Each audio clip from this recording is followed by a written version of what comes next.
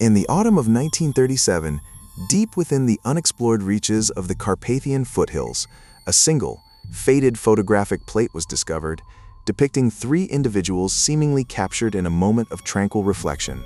Yet the chilling truth this image conceals is that precisely 3 seconds after the shutter clicked, every soul in that frame ceased to exist, leaving not a trace.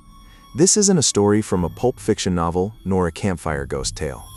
This is the official account of what has come to be known as the Amberwood Vanishing, an unsolved mystery that has haunted cryptographers, geologists, and desperate families for nearly a century. The photograph itself, now housed in a sealed vault within the unseen archive, is not overtly terrifying. It shows Professor Alastair Finch, a renowned British geologist, standing slightly off-center, his hand resting on a gnarled tree root. To his left, his wife, Dr. Evelyn Finch, an acclaimed botanist, kneels, examining a patch of moss with a magnifying glass. Between them, leaning casually against a thick tree trunk, is their local guide, Mateo Silva, a man of quiet competence, a cigarette dangling unlit from his fingers. The background is a dense, ancient forest, shrouded in a soft, ethereal mist. It's an almost pastoral scene, utterly devoid of any overt threat. Yet it is the last visual record of their existence. The expedition itself was Alastair Finch's brainchild, a lifelong dream to survey a remote, uncharted section of the Carpathian Range, rumored to hold unique mineral deposits and, more importantly, to Evelyn, a host of undiscovered flora. They were scientists, rationalists, equipped with the latest instruments of their day, meticulous in their record-keeping. Their journey began with excitement, a series of cheerful letters sent back to London, detailing breathtaking landscapes and promising discoveries. Then, silence. 2 weeks beyond their expected return date, a search party was dispatched, a robust team led by Colonel Edward Harrington, a seasoned explorer and a personal friend of the Finches. What they found, or rather, what they didn't find, would forever etch the Amberwood Vanishing into the annals of the truly inexplicable. The search party followed the Finches' meticulously marked trail, a path that led them deeper into a particularly ancient, almost oppressive section of forest known locally as Amberwood.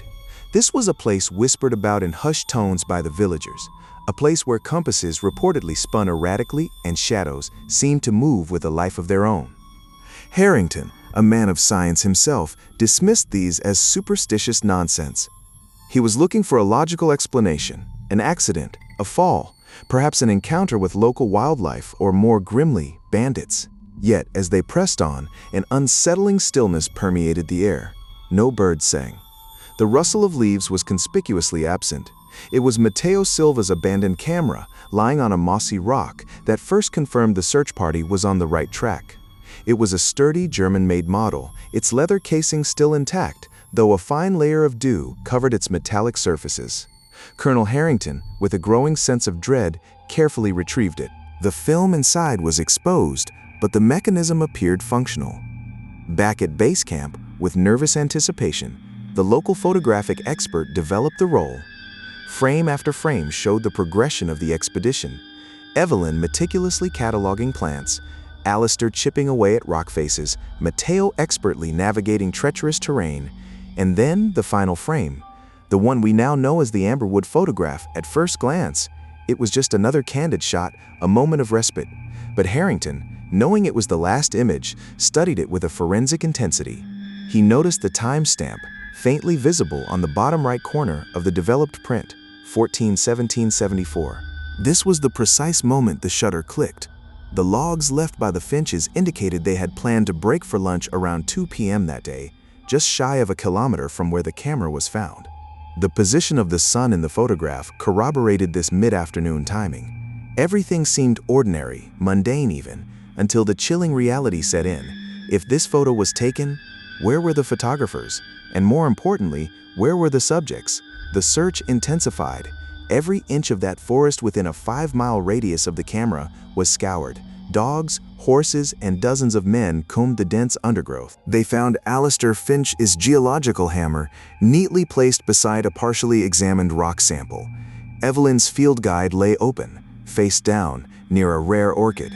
Mateo Silva's backpack, containing his rations and a half-smoked pipe, was propped against the very tree he was leaning on in the photograph.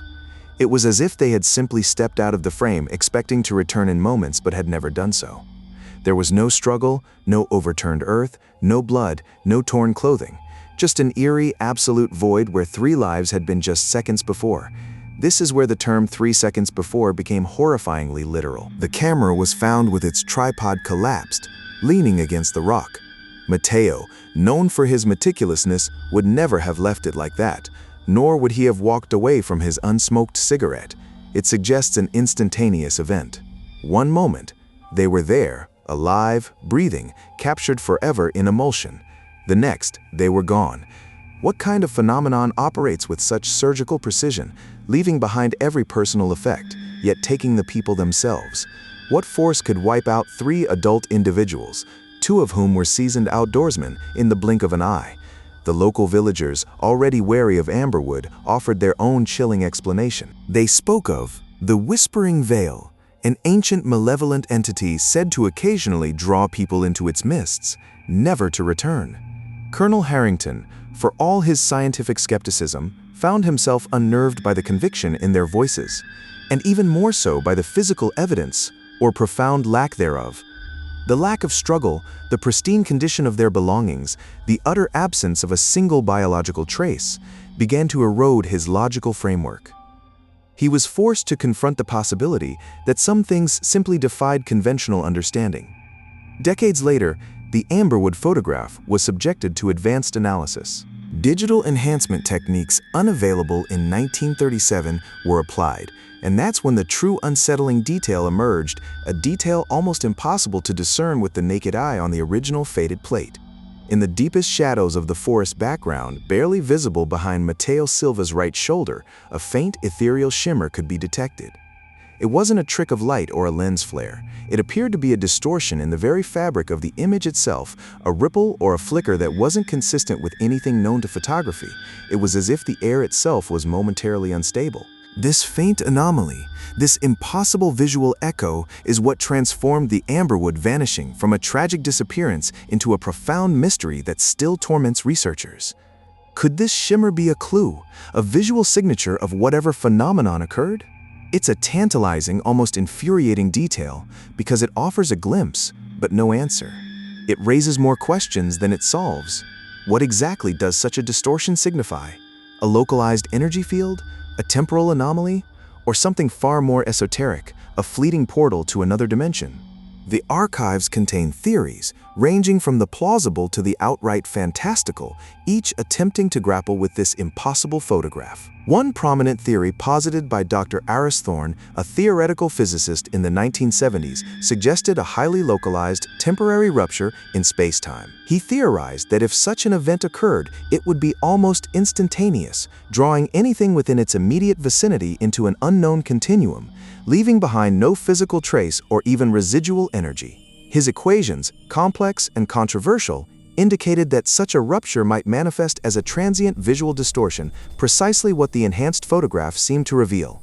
Of course, without a live event to study, Thorne's work remains just that, a theory, a sophisticated guess in the face of the incomprehensible.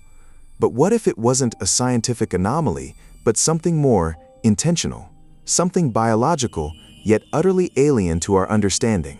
The forest itself, Amberwood, was old, perhaps older than human memory, and locals spoke of certain trees possessing strange energies. Could the Finches have stumbled upon something ancient, something that absorbed them, rather than simply transporting them? The complete lack of struggle suggests no resistance was offered, or perhaps no resistance was possible. Imagine being there, smiling for a photograph, and in the next 3 seconds, not even having the chance to scream.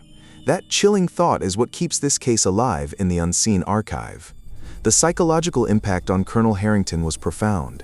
He, the man of rigid logic, spent the rest of his life quietly pursuing esoteric studies, forever haunted by the Amberwood Vanishing. He left behind a journal filled with increasingly desperate attempts to reconcile the scientific with the unexplainable. He wrote of feeling an unseen presence in the forest, a lingering malevolence that defied description. It wasn't just the disappearance that troubled him, but the manner of it, the quiet, absolute finality. It felt purposeful, almost an exhibition. Consider, for a moment, the emotional toll on the families. The Finches had no children, but their siblings and close friends were left with an aching void and no body to mourn, no grave to visit. How do you find closure when there's no explanation, only a ghostly photograph and an empty forest? The inability to comprehend, to grasp what happened, often proves to be a heavier burden than grief itself. They were stuck in a perpetual state of what if, endlessly replaying those last known moments, trying to find a clue that simply wasn't there. If these hidden histories intrigue you, if you find yourself drawn to the shadows where logic breaks and the world reveals its unsettling depths, then perhaps you belong here. Consider joining the Unseen Archive by subscribing so you don't miss another journey into the truly inexplicable. The Amberwood photograph, in its quiet, unassuming way, forces us to confront the limits of our perception, the fragility of existence, and the unsettling reality that our world might be far stranger, far more porous than we dare to imagine. It asks us, what if our understanding of time and space, our most fundamental pillars of reality, is incomplete? What if there are forces at play that operate entirely outside our sensory experience, outside our scientific instruments, beyond our very comprehension? The photograph isn't just a record of a vanishing, it's a window into the terrifying possibility of the truly unknown. What do you see when you look at that photograph? What echoes of the impossible do you feel in its silent depths? Leave your theories, your anxieties, your own encounters with the unexplained in the comments below. The collective insight of those who stare into the abyss is invaluable. Leave your theories, your anxieties, your own encounters with the unexplained in the comments below. The collective insight of those who stare into the abyss is invaluable. It's in these shared contemplations, these whispers across the digital void, that we find a strange comfort in the face of the incomprehensible. We are, after all, a species defined by our need to categorize, to understand, to place every anomaly within a logical framework. Yet some events utterly defy this impulse, leaving behind not answers, but an echoing void. If you've ever felt the unsettling pull of these unsolved enigmas, a subscribe to the Unseen Archive ensures you won't navigate these dark currents alone. We continue to delve into the very fabric of reality to reveal where it frays. The Amberwood photograph isn't an isolated incident, it's a chilling echo of something much larger. Think of the Flannan Isle lighthouse keepers, 3 men, Thomas Marshall, James Ducat, and Donald MacArthur, who simply vanished from their post in December 1900. No bodies, no signs of struggle beyond an overturned chair and a gate left ajar. The last log entry spoke of a fierce storm, yet when the relief vessel arrived, the storm had passed. The lamps were clean, the clock had stopped. It's the sheer absence that chills you to the bone. No one ever found a trace. Imagine the sheer terror of standing there, on that remote rock, realizing 3 grown men had just evaporated. There was no photograph of their final moments, no spectral image, but the sudden, absolute void they left behind resonates with the same dread as the Amberwood families must have felt. And what about the phenomenon of entire villages, seemingly abandoned overnight, not by war or plague, but by an unseen force? The Inuit village of Njikuni, discovered in 1930 by trapper Joe LaBelle, is a prime example. Cooking pots still held food, rifles leaned against doors, clothes were neatly folded, but not a single human soul remained. Even the dogs were gone. It's not just a vanishing, it's a meticulous, terrifyingly clean slate. What unseen force could orchestrate such a silent, comprehensive departure? What sort of 3-second window could account for the disappearance of an entire community, leaving only their perfectly preserved domesticity behind? The question isn't just how they vanished, but why the evidence of their lives remained so pristine, as if they simply stepped out of existence. We try to find patterns, don't we, to pinpoint the exact conditions that might trigger such an event. Is it location? Isolated forests? Remote islands? Forgotten villages? Is it circumstance? A moment of profound emotion, a specific alignment of stars, or perhaps a fleeting weakness in the very membrane of reality? The prevailing scientific paradigms offer little comfort. Physics, with its elegant equations, struggles with data points that simply cease to exist. Psychologists grapple with the traumatic void left in the wake of such vanishings, often diagnosing complex grief and prolonged despair in those left behind, struggling with a ghost that leaves no body to mourn. I keep coming back to the idea that these aren't just disappearances from our world, but perhaps shifts within it. What if the people in the Amberwood photograph, or the lighthouse keepers, or the villagers of Anjikuni didn't actually leave? What if they merely became imperceptible to us? Consider the concept of parallel dimensions, not as distinct universes far away, but as layers of reality existing concurrently, overlapping like transparent sheets, a momentary tremor, a localized instability, and suddenly one layer peels away from another, carrying everything within its immediate sphere of influence. A subtle vibration, a shift in frequency, and what was visible to us becomes invisible, not gone, but simply elsewhere within the same space-time continuum. This isn't just fringe theory. Some quantum physicists, grappling with the mysteries of dark matter and dark energy, have entertained the notion that our observable universe might be just one brain in a multidimensional cosmos. What if these vanishings are localized brain shifts, microscopic rips in the fabric of what we perceive as solid reality? The idea is as terrifying as it is intellectually tantalizing. It suggests that our world isn't as stable or predictable as we assume. The ground beneath our feet, the air we breathe, the very light that illuminates our existence, all could be subject to sudden, imperceptible rearrangement. The anxiety this provokes is profound because it undermines our most fundamental assumptions. We rely on the constancy of physical laws, the notion that things, once here, remain here unless acted upon by a definable force. When that constancy is violated, especially with no discernible cause or effect, it strips away our sense of security. It makes the world a far more dangerous, unpredictable place. It tells us that even in the most mundane moments, a family picnic, a routine shift at a lighthouse, a quiet morning in a village, the potential for absolute, inexplicable erasure looms. Think of the sheer cognitive dissonance this creates. You see a photograph, proof of existence. 3 seconds later, they are gone. Your brain screams for a cause, for a chain of events. But there isn't one. The absence isn't an effect, it's the event itself. And this is why such cases haunt us. They highlight the limitations of our scientific instruments, our philosophical frameworks, and ultimately, our human minds. We are built to solve puzzles, but what if some puzzles are designed to be fundamentally unsolvable, to exist as permanent cracks in our understanding? The Unseen Archive exists precisely to bring these uncomfortable truths to light, to shine a torch into the dark corners where logic unravels. If these pathways to the unexplained resonate with something deep inside you, a like on this video helps us continue to unearth these forgotten fragments of reality, ensuring these chilling stories are never truly silenced. The sheer audacity of a phenomenon that leaves no trace, no struggle, no physical debris, is what elevates these cases beyond mere disappearances. They become philosophical propositions. The people in the Amberwood photograph weren't just lost, they transcended. They didn't die. They ceased to be in a way that our language struggles to define. What if the photograph itself, taken at the exact precipice of this impossible event, somehow captured an imprint of this shift? Perhaps it's not just a picture of them 3 seconds before vanishing, but also a faint echo of them 3 seconds into their altered state of existence. A temporal anomaly caught on film, a brief flicker between realities. Some researchers, operating in the shadows of accepted science, have dedicated their lives to mapping these thin places locations where the veil between what is and what isn't seems unusually permeable.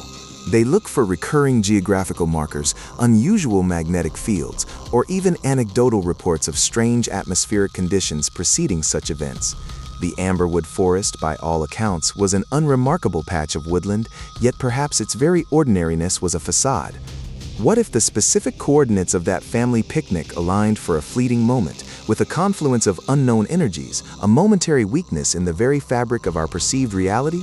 It suggests that our world is not a solid singular entity, but a dynamic, fluid construct constantly shifting and reforming. And in these moments of instability, some things slip through the cracks. It's not a malevolent force, necessarily, but a fundamental characteristic of existence that we are, by and large, blissfully unaware of. The comforting illusion of a stable reality is precisely that, an illusion. The photographs, the empty lighthouses, the silent villages, these are not just mysteries. They are stark reminders that we are navigating a cosmic ocean whose depths we have barely begun to fathom. The truly chilling part is that there might be no pattern to detect, no warning signs to heed. These events might simply happen, arbitrary and terrifying, to anyone, anywhere, at any time. We are, in essence, all just 3 seconds away from potentially becoming an echo in someone else's unseen archive. Eco no é esquecido, mas também não é presente. É uma lacuna, uma ausência permanente que distorce a memória, transformando o concreto em névoa de perguntas. Pensa nos rostos que vemos. Quantos são, secretamente, apenas ecos, aguardando o momento em que a realidade decide reivindicá-los? Se essa ideia te inquieta, deixe comentário. O que você acha que realmente acontece nesses instantes? Essa perspectiva faz o chão tremer, questionando a solidez de tudo. Nossa segurança talvez seja só o resultado de uma infinita série de eventos que astrisca não explorar mais esses mistérios que o mundo insiste em esquecer. Considere-se inscrever.